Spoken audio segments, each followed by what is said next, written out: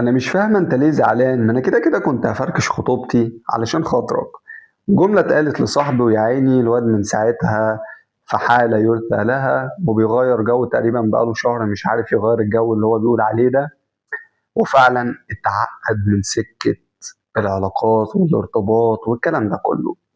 الموضوع حصل ازاي؟ ان واحد صاحبي كان بيتعامل مع بنت في نطاق الشغل، بس التعامل ده كان ريموتلي او من بعيد لبعيد، ما كانش بيشوفها فيس تو فيس.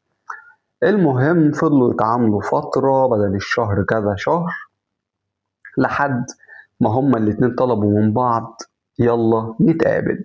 اتقابلوا بدل المرة اتنين، وخلال المرتين هو ما شافش في ايديها اي حاجة توحي ان هي مخطوبة. فالمهم بعد المرة والتانية قال لها بقولك ايه، مش عايزين نحرق كتير، شوفي البيت عندكم ولو كده انا هتقدم لك.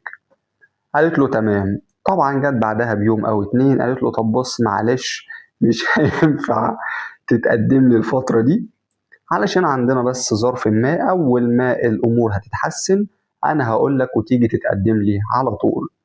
قال لها تمام.